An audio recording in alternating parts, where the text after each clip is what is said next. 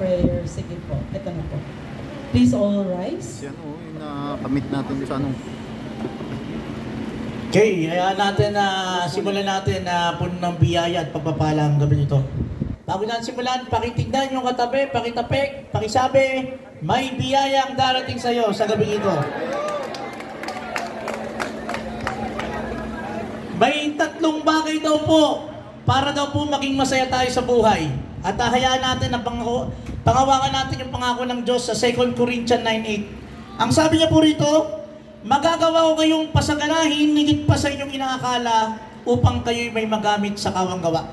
Tatlong bagay lamang po ang gagawin natin para maging masaya. The first is, magpatawad. Kung sino man po yung mga nakagawang pagkakamali sa'yo, patawarin mo na. Pwede bang pakitapik yung katabi mo, pakisabi, patawarin mo na. Yan. Patawarin mo na. Patawarin mo na, Jeff.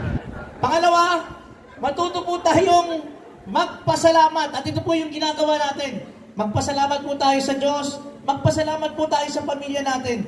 Magpasalamat po tayo sa mga kaibigan natin, mga kasama natin. Bakit? Sa pamamagitan ng pagpasalamat, dadaloy ang biyaya ng ating Panginoon.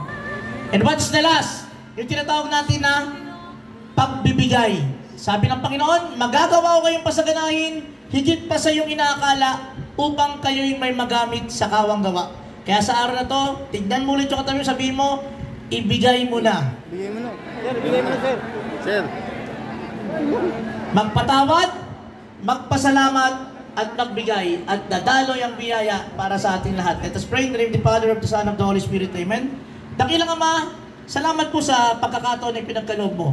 Salamat sa biyaya ng pagiging tanghal sa araw na to, sa Best PCO, Junior and Senior, sa pagiging best ng Makati City Police Station.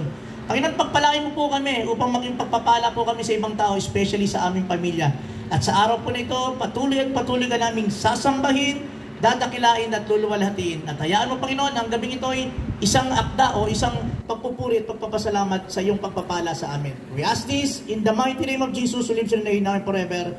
Amen. In the name of the Father, of the Son, of the Holy Spirit. Amen. Please be